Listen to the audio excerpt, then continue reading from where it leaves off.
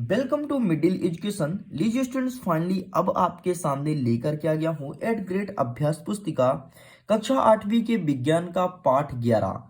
आपके पाठ का नाम है बल एवं दाव। उसके संपूर्ण उत्तर को कवर करेंगे। देखिए, जैसे मैं बुक को ओपन करता हूं तो सबसे पहले आपके तसल्ली के लिए दिखा देता हूं कि इसी वर्ष 2022-23 की किताब है। इसमें कौन कौन से क्वेश्चंस पूछे गए हैं आसान भाषा में समझेंगे।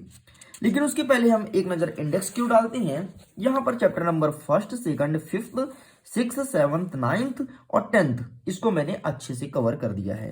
ये वीडियो होगा चैप्टर नंबर 11 बल एवं दाव के बारे में। हम पेज नंबर देख लेते हैं। हमारा पेज नंबर 34 है। सीधे हम 34 पेज नंबर में चलते हैं और देखते हैं किस टाइप से क्वेश्चंस पूछे गए हैं। देखिए स्टूडेंट्स, ये रहा।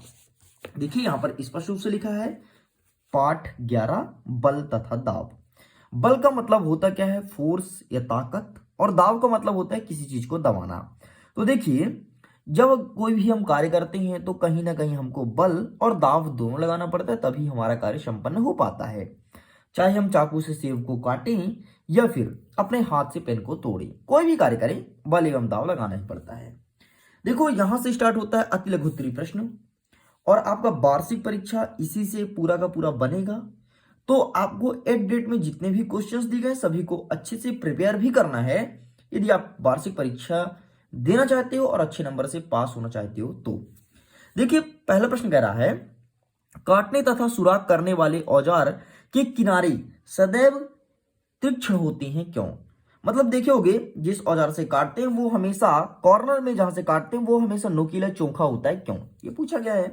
तो सिंपल सा में लिखना है काटने तथा सुराख करने वाले औजार के किनारे सदैव तीक्ष्ण होते हैं क्योंकि कम दाव पर आसानी से कील को गाड़ा जा सके। कोई भी चीज हो, कम दाव पर उसे आसानी से हम गाड़ सके, धकेल सके या फिर काट सके, इसलिए तीक्ष्ण होता है। ओके। सेकंड नंबर कहता है किसी पृष्ठ पर लगने वाले दाव को परिभाषित कीजिए और सूत्र लिखिए। तो सिंपल सा आप लिखेंगे किसी पृष्ठ के प्रति एकांक क्षेत्रफल पर लगने वाले बल को दाव कहते हैं और इसका सूत्र पूछा है तो इसका सूत्र होता है दाव बराबर बल बटे क्षेत्रफल। ओके, इतना लिख करके कंप्लीट करना है। आगे देख लेते हैं थर्ड नंबर, बल लगने पर किसी वस्तु में क्या क्या परिवर्तन होता है। जब कोई वस्तु पर हम फोर्स लगाते हैं, ताकत लगाते हैं, तो क्या क्या परिवर्तन होता है। तो आप देखोगे कि वस्तु की चाल बदल जाती है। चाल कैसे? यदि कोई वस्तु बहुत धीरे धीरे चल रही है, सपोज दैट यहाँ पर पेन बहुत धीरे धीरे गति करे, ठीक है, जैसे मैंने बल लगाया जल्दी से पेन यहाँ से हट गया, ठीक है, तो इसकी चाल बदल गई। इसके अलावा आप देखते हो कि जब किसी वस्तु पर हम ताकत लगाते हैं तो उसकी दिशा भी चेंज होती है। सपोज करो ये पेन इधर जा रहा है, ठीक है, जैसे मैंने ताकत लगाई देखो मोड़ दिया ना पेन का दिशा, है ना, तो दिशा भी चेंज हो जाता है। तो आपको लिखना क्या है, ये देखिए, बल लगाने पर वस्तु की आकृति में परिवर्तन हो सकता है, वस्तु की चाल में परिवर्तन हो सकता है, वस्तु की दिशा में परिवर्तन हो सकता है। ठीक है, आकृति कैसे? सपोज दैट ये पेन बहुत लंबा है, मैं इसे यहां से तोड़ दूं, सॉरी टूट गया, सच में टूट गया यार। ठीक है, यहां से मैं तोड़ दूं तो इसका आकार बदल गया ना, ये लंबा पेन छोटा हो जाता। ठीक है, हमारा पेन तोड़वा दिए ना आप लोग।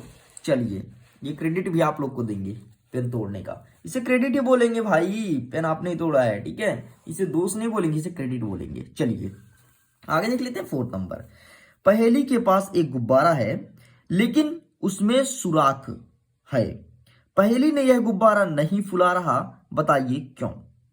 क्या क्वेश्चन पूछा यार। पहेली के पास एक गुब्बारा है लेकिन उसमें सुराख है, मतलब उसमें छिद्र है, फटा हुआ गुब्बारा है, पहेली से यह गुब्बारा नहीं फूल रहा, बताइए क्यों? तो आंसर लिखेंगे क्योंकि पहेली के पास जो गुब्बारा है उसमें एक छेद है, जिस कारण गुब्बारा में हवा भरा हुआ, हवा बाहर निकल जाता है, इसलिए गुब्बारा नहीं फूलता। वेरी सिंपल, कोई बड़ी बात नहीं है। ठीक है, आगे देख लेते हैं लघु उत्तरीय प्रश्न। 5वां नंबर कह रहा है निम्नलिखित सारणी में वस्तु की स्थिति के समक्ष कार्य को अपकर्षण व अभिकर्षण में व्यक्त कीजिए। ठीक है, अब देखो यहां पर वस्तु की स्थिति लिखा है तो आप लिखेंगे धक्का देना, खींचना, खींचना, ठोकर मारना और खींचना। हाँ हाँ हाँ हाँ, सब में हाँ कर दो, खत्म। ठीक है, ये आंसर भी कंप्लीट होता है। आगे देख लेते हैं 6वां नंबर, द्रव्य बर्तन की दीवारों पर समान गहराई पर समान दाब डालते हैं, क्रियाकलाप द्वारा समझाइए। तो आप लिखेंगे कि प्लास्टिक की खाली बोतल लीजिए, उसमें चारों तरफ 5-5 सुराख कीजिए, मतलब छिद्र कीजिए, सुराख समान ऊंचाई पर हो, ना तो कोई ऊपर हो ना कोई नीचे। ठीक है, अब बोतल में पानी भरिए, आप देखेंगे कि सभी सुराख से समान दाब पे पानी गिरेगा। बस इतना लिख कर कंप्लीट करना है। आगे देख लेते हैं नेक्स्ट क्वेश्चन, क्वेश्चन नंबर 7। हमारा 7 नंबर कहता है वायुमंडलीय दाब से आप क्या समझते हैं, उदाहरण से समझाइए। तो पृथ्वी के ऊपर वायु के द्वारा लगाए गए दाब को ही वायुमंडलीय दाब कहते हैं। एग्जाम्पल पूछा है, तो एग्जाम्पल में लिखेंगे वायु से भरा एक लंबा बेलन खड़ा करें और उसमें लगने वाला गुरुत्वीय बल, ये हमारा एग्जाम्पल हो जाएगा। 8वां नंबर देख लेते हैं, पहली ट्रेन से यात्रा के लिए माता पिता के साथ रेलवे स्टेशन गई, वहां कुली ने उसका सारा सामान सिर पर रख लिया। पहली ने देखा कि कुली ने भारी बोझा उठाते समय अपने सिर पर कपड़े को गोला लपेट कर रख लिया। कुली ने ऐसा क्यों किया, ये पूछा गया है। तो इसका आंसर क्या लिखेंगे, इस प्रकार से वे अपने शरीर से बोझे के संपर्क से क्षेत्रफल को बढ़ा लेता है, अतः उनके शरीर पर लगने वाला दाब कम हो जाता है और वो बोझा को आसानी से उठा के ले जा सकता है। मतलब पहली ने क्यों रखा, क्षेत्रफल को बढ़ाने के लिए।